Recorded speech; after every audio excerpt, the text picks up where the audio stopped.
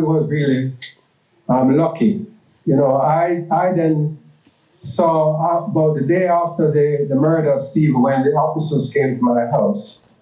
And I asked questions about what happened that night. And they said to me that they couldn't tell me anything.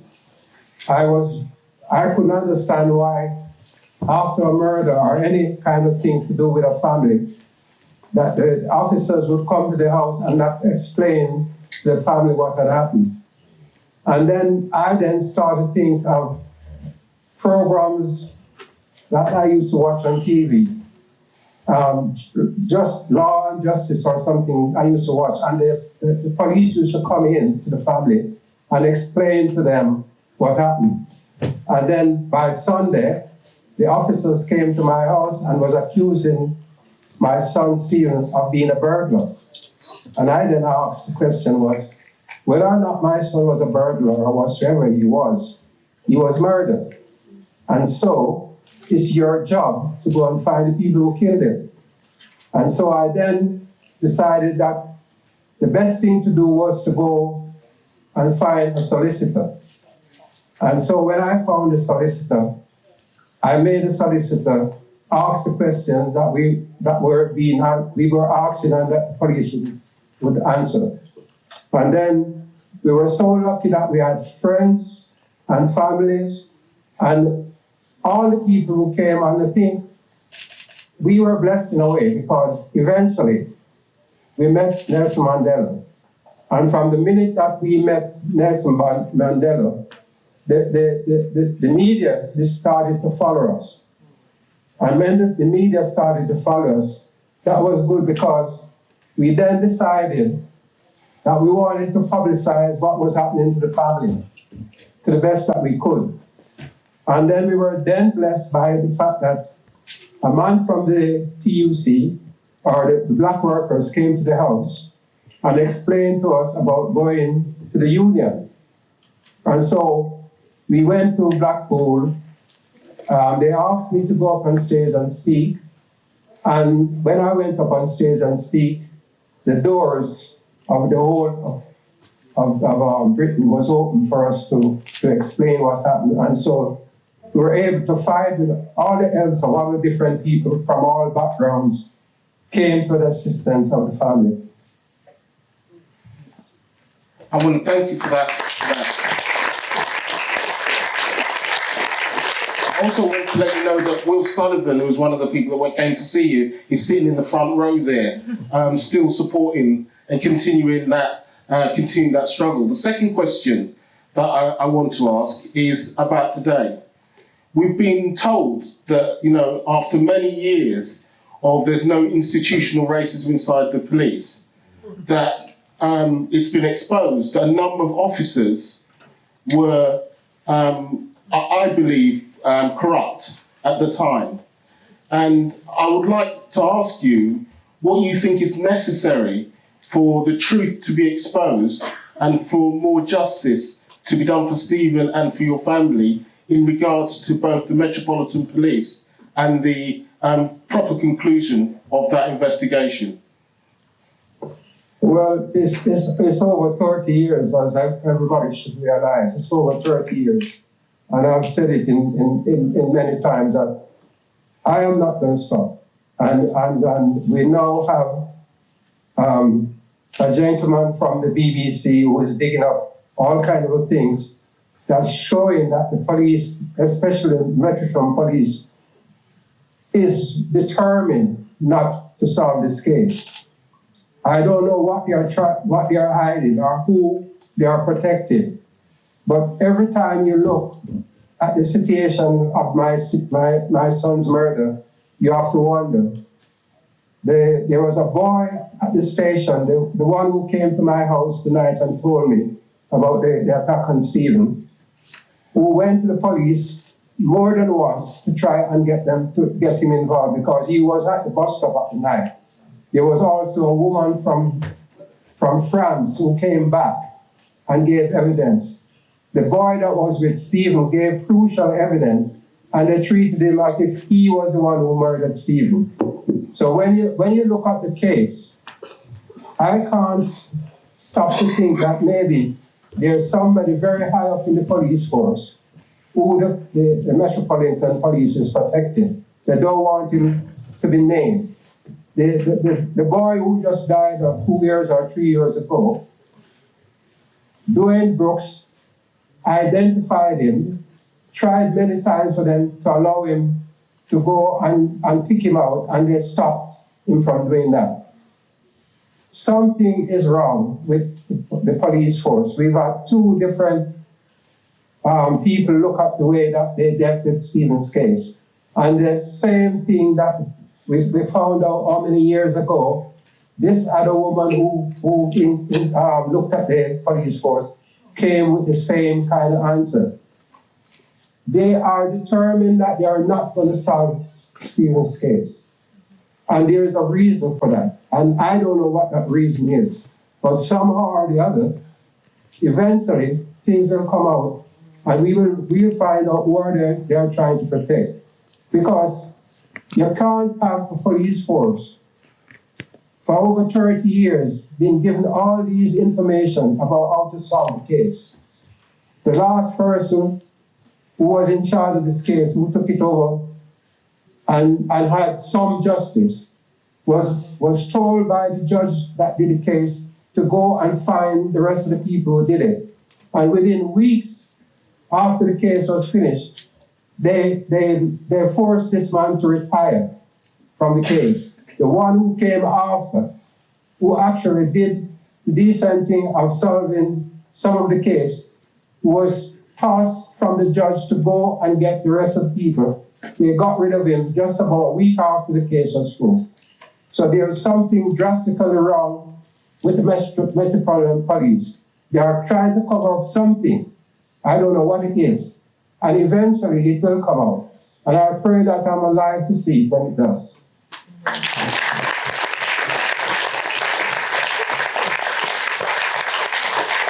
just want to thank you, Dr. Neville Lawrence, for joining us, but most of all, for that you fought over those decades, saved lives by making the police accountable, and we want to end up with the point of us saying to you that we believe no justice, no peace, and that we will stand with you in solidarity till both the murderers and the people that covered it up inside the police are brought to justice. So we want to give you that solidarity. Thank you very much.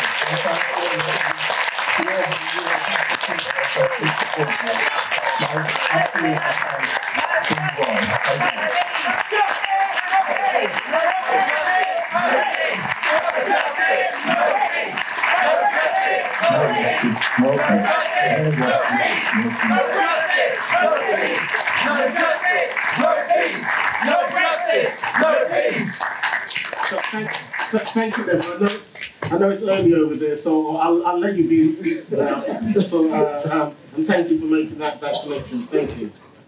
Thank you very much, and thank you everybody for coming to the meeting today. And I hope you all will have a good day today. My dad came here at 20 years old. He gave 30 years to the RAF. He got an MBE for his services from our now King, Charles. And they worshipped this country, and they paid to come here, and they gave literally their lives. Very few servicemen from the Windrush generation are still alive. And yet the stories of mistreatment continue today. The 2012 Hostile Environment Policy is intended to make life difficult for migrants living in the UK.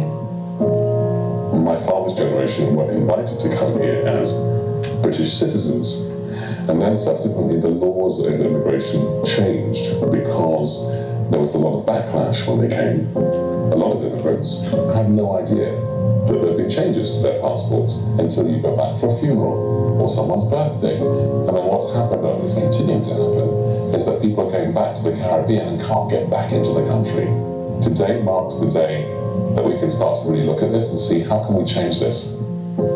Of the 15,000 people from the Windrush generation eligible for compensation have been denied and betrayed by the actions of the Home Office. And the number of victims is rising by the week, with many offered zero compensation. There's one lady who's from Jamaica. She was put in a detention centre in Yarlswood for 2 years. Wrongly. And she's still waiting compensation. I don't call it a Windrush scandal. I call it a Home Office scandal. Because it's not the Windrush people that cause the scandal, it's the Home Office. They want money from the Home Office because they are the people who've committed the crime. And they are the people that need to pay for that crime. So they're very specific about that. And also they want an apology. And also they want some sort of healing.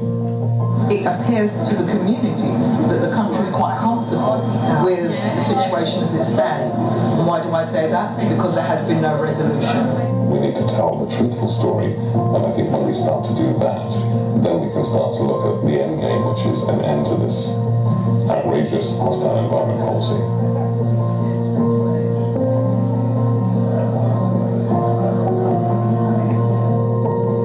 What we want to do is to, frankly, re-educate, because 90% of the population don't know the contribution that the people in the West Indies made to this country, and fantastic to have the contribution and the celebration of Vice Admiral Brown today, but there are thousands of stories like that, and we need to hear those stories, because if you don't know the history, you don't see the injustice. We need to rewrite that, we need to change that, and we need to reclaim our history, so that's our mission, and hopefully you'll be watching.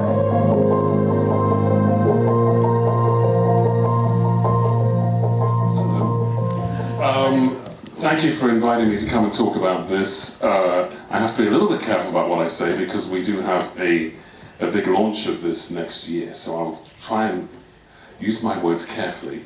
But basically, the film you just saw came about almost by accident. That my father, I was doing a big campaign completely tangentially for prostate cancer, which affects black men adversely, 1 in 4.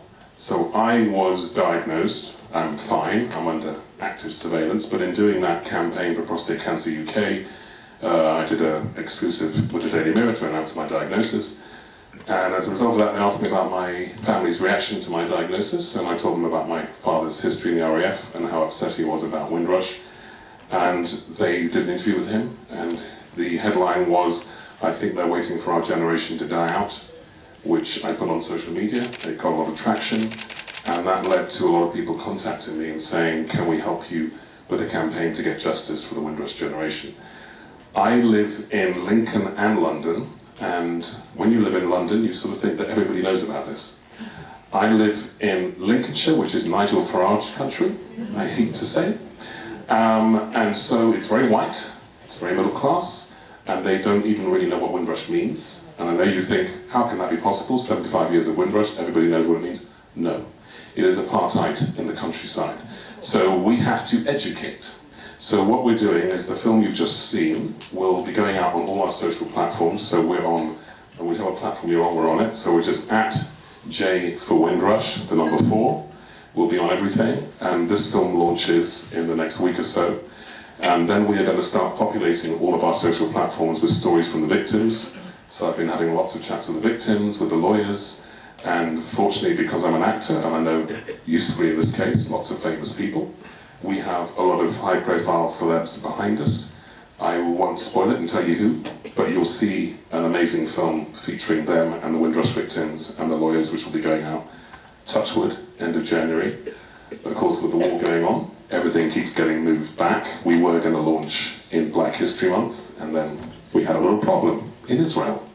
So we figured, no, we don't want to get swamped by that. So our first stage is to frankly educate, because a lot of people don't know. When I showed this film, and there's another one we've made, which I can't show today, but when I showed these films to some friends in Lincolnshire, and they said, I don't understand, why are they having problems?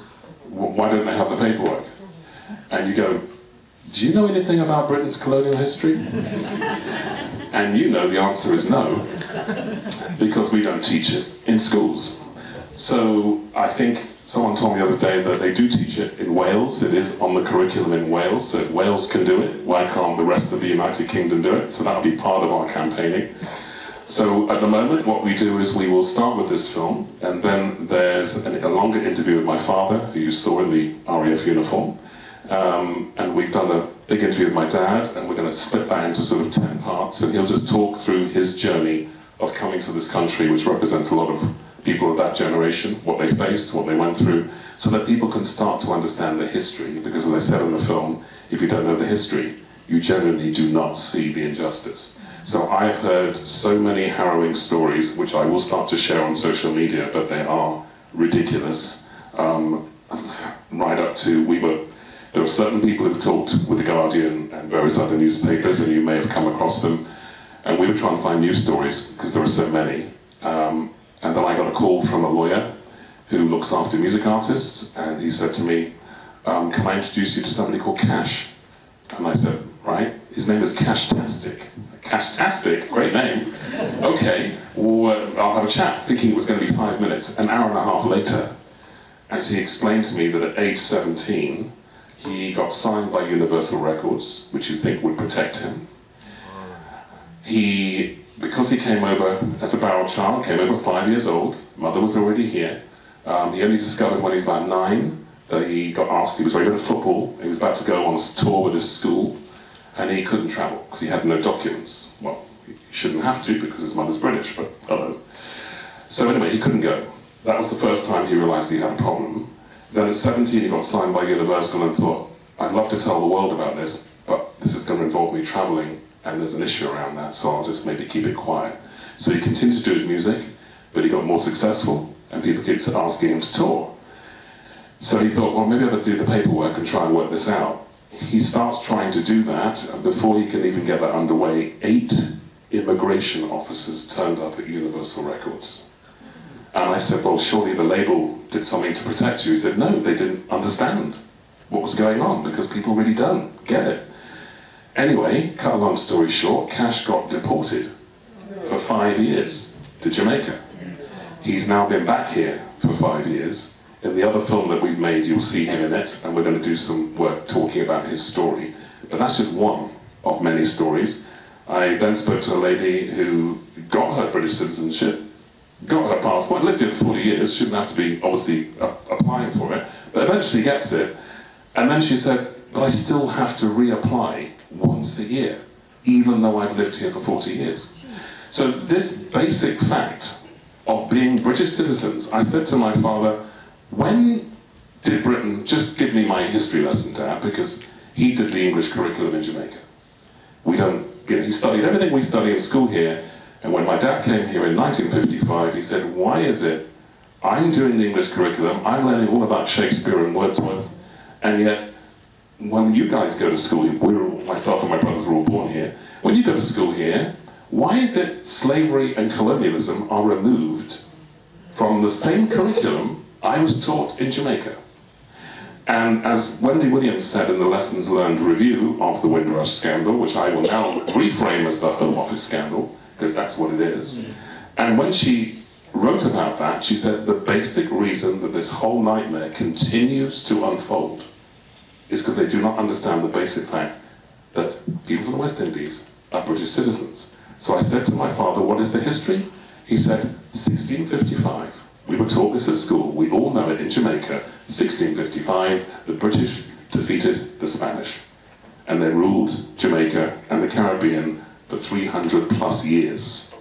And yet you can live in this country for 40 and 50 years and your Britishness is questioned. That has to stop. So I just thought, I have a platform. We have people behind us. I just wish I could tell you everything about what's coming next, but you'll see it. And when you see it, you'll go, that's what Colin was talking about. I did have a meeting at the House of Commons recently, on Tuesday, with an organisation called Justice for Windrush Generations, who I've been introduced to by Patrick Vernon, who some of you may know. And they are doing some amazing work. And there's no point, as you all know, there's no point just protesting. You have to organise. So we're trying to do a three-pronged approach. We're working with MPs to actually go, how can we change legislation around this?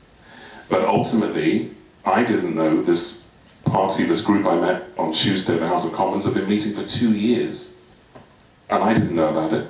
I then had a meeting with Stella Creasy, MP, was telling her about it, and she went, I didn't even know this scandal was still going on. And she's an MP. So you see the level of ignorance around this. Now, a lot of that is to do with very clever messaging by the government, because whenever they mention the Windrush scandal, they talk about it in the past, and they use a very clever phrase, which is £71 million has been paid out or offered. And you know the key word is offered. And most of the time, that offer is derisive. And I said to someone the other day, for me, the reason I get so upset about this is because I look at the post office scandal, which is a perfect example of how it should have been done. Now, I don't know how much you know about this, but when you have a compensation case like Windrush, like the post office scandal, because it can take a while to get justice and get the right compensation, you quite naturally have what you call interim payments to tide you over while they're trying to work it out, right?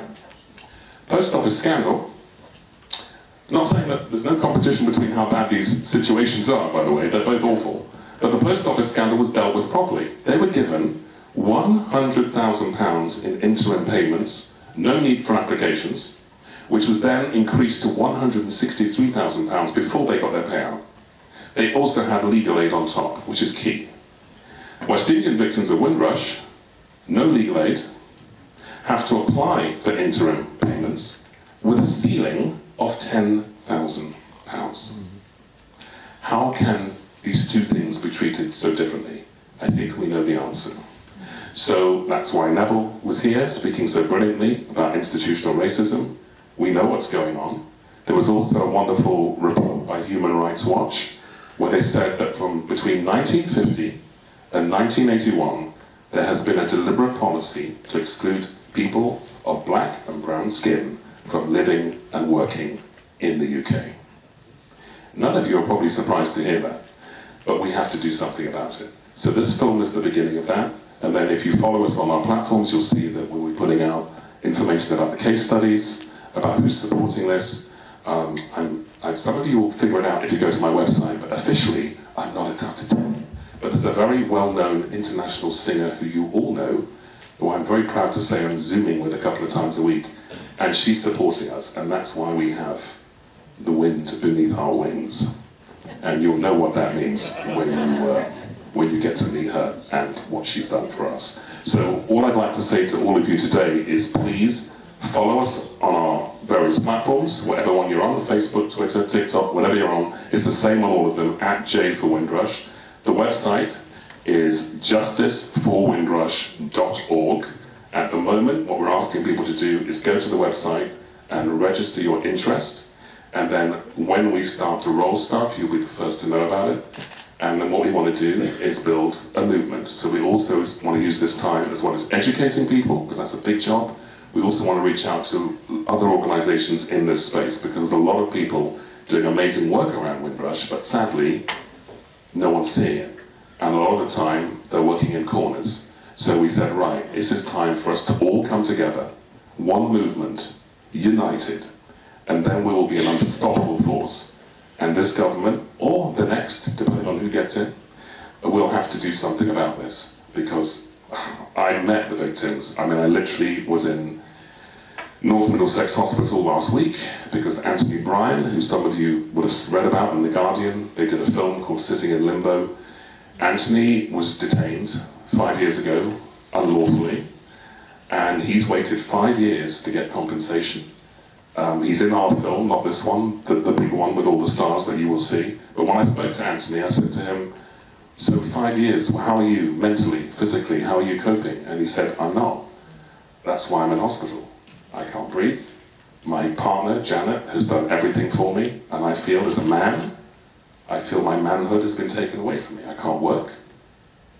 I can't access welfare support, I can't. So I said, how much money would it take? He said, well, you can't really, how do you put a price on what's been done to you by this government? He said, but I would like to be able to support my family and my partner who supported me for 5 years.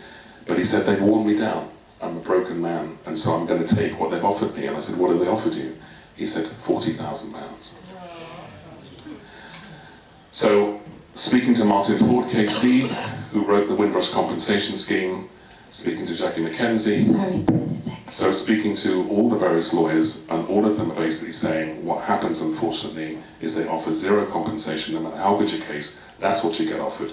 You then have to go to lawyers to help you, and then you have to pay more money, and you don't have the money. So there's lots of things we want to do. So we're also linking with big business to make sure that we've got a fund, a kind of war chest really, to help those victims so they can actually have the legal aid that this government should be providing. So I won't go on because I know you've got other things to get through. I just wanted to introduce us today and say, please follow us, please get behind us, because we're doing something very important and I think very special. And as I say, I would love to show the other film to you because I think there wouldn't be a dry eye in the house when you see it.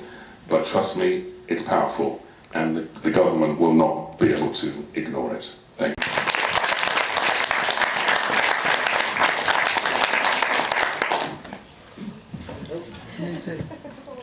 Hi, can you hear me? Yes. Okay, hi. Thank you for inviting me to speak. My son's case, Ricky Rio's case, is no different from Stephen Lawrence, and I would like to say a personal thank you to Dr. Lawrence because we have spoken at same platforms many times, and in the very early days, he has supported me, given me a lot of courage for me to continue with my fight as well. I have been following his footsteps in my journey to get justice for Ricky. Ricky was only 20 and he went out with 3 Asian friends to Kingston one night, the 14th of October 1997. On the way to the nightclub, he was attacked. The group was attacked by 2 white men who told them, "Pakis, go home." A fight took place. Everybody started to run away in different directions. 3 friends regrouped, came back home, and Ricky was never found again. Well, you know, once a crime is committed, you go to the police, and that's what I thought, you know, we were supposed to do. So we did, and the response was, you have to wait for 24 hours.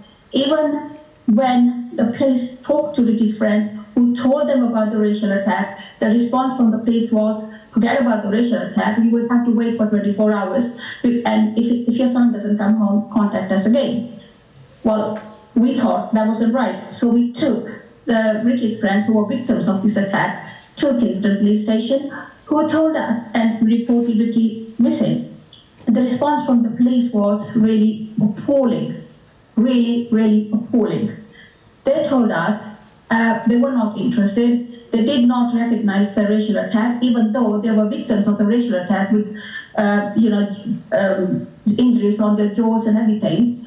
And they turned around and said to us, you Asian people, you always arrange your children's marriages, and you may have been arranging the child's marriage, and that's why you decided to run away. And then the police officer blinked and he said, you never know, your son may be gay. And then again he said, well, you never know, he may have a girlfriend you object to, so that's why he decided to run away. So with these assumptions on someone who they have never met, we decided there and that you know, they're not going to find my son. If we have to find it, we have to do it ourselves, which we did for 7 days. We traveled backwards and forward to Kingston. I used to spend all night, all day in Kingston looking for Ricky. A couple of people joined us. We formed search parties. We looked for him everywhere you can think of, jumping buses, bins and everything. And then on the 7th day, we circulated our leaflets.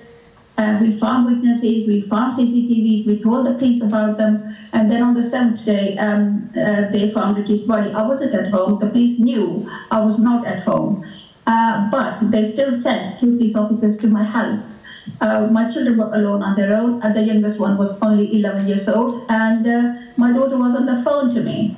And they told her to put the phone down, and she said, no, I'm speaking to my mom. They said, no, put the phone down. And when she refused to do that, then the police officer took the phone away from her, unplugged the phone, and then told her that her brother had died. They fished the body out of the river. She had an asthma attack. She went right in front of the police, waving her arms so that the police could get her inhaler. The police ignored her. 2 police officers standing near the window, laughing their heads off while my children were screaming with pain. So the daughter, unable to breathe, crawled down the stairs to get her inhaler. And the 11-year-old, he just turned into stone. He didn't know what to do. So this continued, for a long time, and we kept on asking questions, and the police didn't like it. If I asked a question, they wouldn't answer me. They answered to a male in the family. They totally ignored me because I was a woman. Asian women, they said, do not stand up and ask questions. They kept on telling me, Mrs. Reed, go back to work. Mrs. Reed, look after your children. Don't ask us this, don't ask us that. This continued.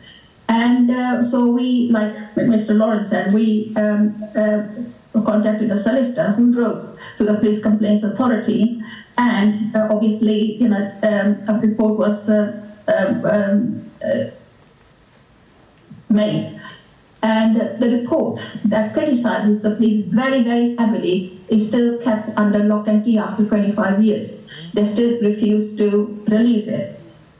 The inquest happened, and we went to court. We were told that they're investigating with an open mind.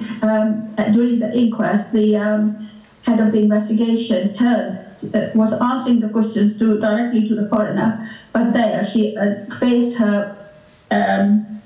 She turned around to the jury and said, in her opinion, Ricky's death is just an accident.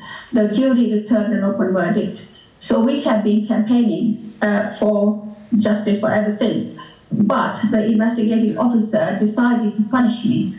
So he retired before any action could be taken. He retired and took Ricky's photographs taken at the inquest and all the other documents relating to Ricky's death home. And then he tried to contact the national newspaper and tried to print the photographs taken at the inquest in the national newspaper. That was my punishment for speaking out loud, for bringing the mistakes out in the open. The CPS decided, even though the police officers went to this officer's house and retrieved the photograph, they had the evidence there that he has done that. He was not supposed to take this material. He was no longer a policeman, and that he tried to sell this to a national newspaper to print the photographs and print the story. The CPS decided not to prosecute him, so he walked away free. That's always what the police officers do. So we have been campaigning for justice ever since. We have. Our campaign has achieved quite a lot. We have managed to change this missing persons guidelines. So the vulnerability clause has been added, which was, you probably saw it in the Nicola Bully case. And because before there was a blanket policy, if somebody is missing over the age of 18, they would have to wait for 24 hours before they start investigating. So Ricky's case has made changes. And also we gave evidence at the Stephen Lawrence inquiry to the High Court judge for the family liaison officers' roles to be changed because they've done so much damage to my children, and which was accepted. And also, if there are two police stations involved, one police station needs to take responsibility, not the two of them. So, because in our case, it was missing information everywhere. Right. The police had a map of Kingston where each and every camera was located. They knew about it, but they did not try to get out of their offices, try to locate those cameras. We located the cameras ourselves, and we told the police where the cameras were. We located the witnesses, and we told the police, these are the witnesses. At the inquest, each and every witness that came in told us that the family found us first. The police came to us 18 months later. This was the state being played. So, do I have trust in the police? No, I don't. I don't think they will ever change. So when Mark Rowley came into his new post, he said his preliminary thing was that he was going to deal with racism and root out the root officers from his force. So what has he done? He hasn't achieved much. So I am sort of thinking, every day we have the news coming out saying this officer has done that, this officer has done that. So I am saying, bring some officers who have decency and commitment to deal with crimes. But in my case, each and every officer I have met hasn't done that. I think the racism is deeply rooted in the police force, and I don't see that being changed in the near future. So, and because I kept on speaking about it, and I continue to speak about it, I came under their radar, and I've been spied upon by the special demonstration officers. I have met the High Court judge in this meeting, and have been given about 20 reports of exactly what they were doing to us. It's not a very nice reading what they were doing to me. And I thought, in the first 24 hours, they told me that they had closed the case because they didn't have the resources. Then in 2014, I found out that the resources they should have spent on finding first Ricky and then his killers were instead spent on spying on me. Everything about Ricky is in this book. This is the book I have written, and it has been read by Mark Rowley, High Court judges, lawyers, barristers, schools, and Mark Rowley has told me that he has read this book as well. So he knows about how I feel. He's asked me to trust him, but how can I trust the police officers when I know that the racism within them is not going to go away, and they will not treat black people as equals. Black people have to beg for justice all the time. Why do we have to do that? We are people, we are human beings as well. The result that if you stand up and demand justice, then they punish you by spying on you. What crime did I commit? I did not commit any crime, but instead they started to spy on me. They ruined my life. They breached into my human rights. I'm just a mom trying to get justice for my son. So people, please help us get justice for Ricky. Talk about it. Buy the book, which is on sale, I think, there. And, help us get justice. I'm not fighting for my son only because he's gone. He's not going to come back to me. I'm fighting for other families as well. I'm giving voice to other people as well. Don't suffer in silence. Please get up and demand justice, because by demanding it, we are sending out messages that we are not going to put up with this anymore. We need to be treated with dignity and respect, not like going there and being abused by the police simply because I went there to report my son missing. So what I'm asking you all is to put pressure on the police as well, same as we need to put pressure on the Stephen Lawrence case, because his father, his mother need justice so that they can rest their lives in peace. So do I. I haven't been sleeping very well for the last 27 years, simply because my brain is always busy around that I need to get justice for my son. Because when he was found, I put my hand on his forehead and said, Ricky, it doesn't matter what happens, I will make sure that I get justice for you. And I hope I can get justice so I can fulfill my promise to my son, so I can look myself in the mirror at my son and say, I have done it. Thank you very much.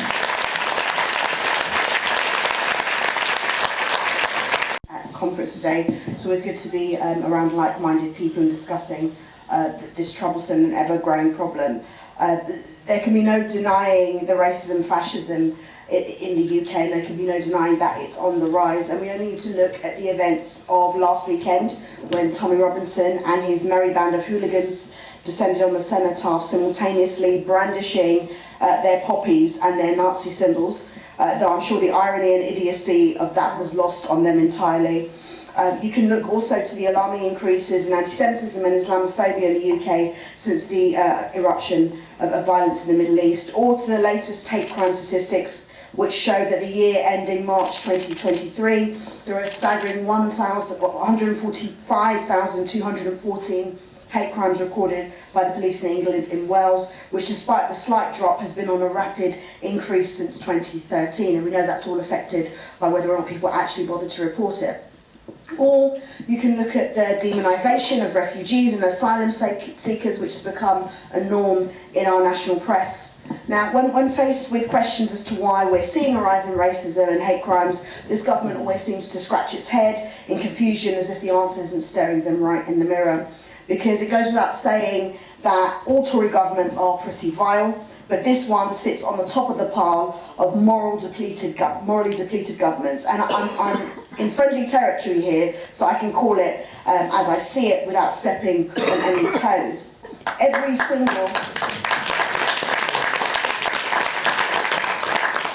single Tory government has introduced policy after policy that has disproportionately impacted minority groups and financially punished the working classes. But I think it's fair to say that the past 13 years of Tory rule have taken it to a whole new level with some seriously questionable and even racist policies. So from the Windrush scandal, or the Home Office scandal, as Colin has rightly said, to racist immigration legislation, From the CRED report, denying the existence of racism, to ramping up the use of mass deportation flights, this government has time and time again outdone itself in topping its racist agenda. Though I guess we should expect nothing less from a party who have put some of the most morally deplorable characters in power. There was a time that I thought that Tory party couldn't sink any lower than Theresa May and Amber Rudd's hostile environment and go home vans, and yet it really has. For the past 3 years, they had a man with a well-documented history of racist remarks to serve as their leader and our Prime Minister, Boris Johnson. And until recently, they thought it fit to have a Home Secretary who gave her own version of the modern Rivers of Blood speech, a woman who, despite having a clear history of stoking division, particularly around refugees and migrants, was only given the sack when her divisive language incited the marches by the far right on Armistice Day. It's also a woman whose resignation letter claimed that she was outraged that this government's far-right approach to immigration wasn't far-right enough. Or perhaps I can point you to the deputy party chairman who also ungraciously said that asylum seekers can F off back to France if they don't like the conditions of the Bibi Stockholm barge. And there are several other examples of backbench Tory MPs, councillors, for example, claiming that people should have slaves, or even a Tory candidate for London Mayor saying or endorsing and tweeting racist remarks. Frankly, with characters such as these at the helm, it's no surprise that we've seen a heavy stream of disastrous racist and anti-migrant policies over the past few years. And just because it was Sajid Javid, Preeti Patel and Suella Braverman introducing these immigration policies doesn't mean they were any more racist, because there is a clear difference between diversity and representation. Diversity is seeing people that look like you in positions of power, and representation is actually representing those people that look like you, and we can safely say that none of them do that for people of colour. So I can assure you that making James Cleverly the Home Secretary is not going to do anything for any of us either. And just because it's now Rishi Sunak standing as Prime Minister doesn't mean the Tory government are any less racist. If anything, the past year of his premiership has seen an intensification of racist immigration policy, and the response to the Supreme Court ruling on the Rwanda deportation scheme signifies the intent to keep going right up until the next election. Anyone who follows UK politics can affirm that we have a racist problem here, and that is perpetuated by the Tory government. And there is no level of denial on their part that's going to change any of that. So when we talk about tackling the rise in racism and fascism in the UK, when we look at how we might bring down levels of hate crime, any solution that we are going to give has to include the very real and urgent need to get rid of those in power that are fanning the flames and threatening to engulf the country. We absolutely need to get rid of this Tory government at the next general election. Thank you. She's accused of showing a picture of Sunak and Braverman as coconuts. We know they're not coconuts because coconuts are tasty. If they're thirsty, in other words, they're useful, yeah? Right? So we know they definitely don't serve any kind of real function except for whipping up racism.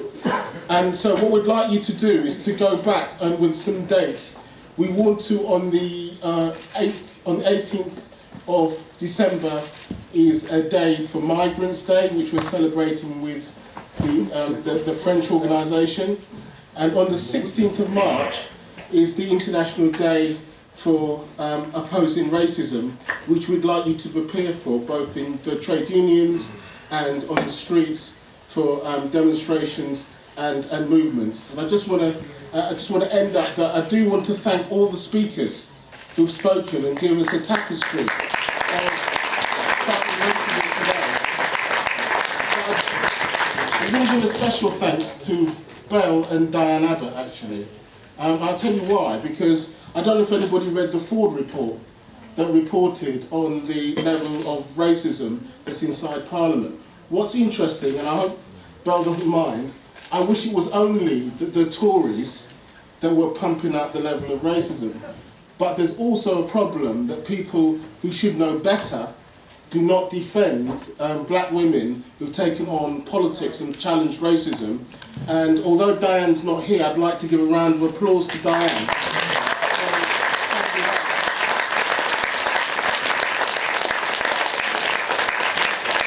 Standing up for that. And so with that, I'd like to close the conference, but just to say that I think that we're part of a bigger movement, and we've got a lot more in order to win. There's a warning from history about the Nazis. There's the importance of bringing all communities together. Muslims, Jewish communities, black, gay, lesbians, trans, young and old, we bring them all together, and we have to make sure that we do that. Now, my final word is this.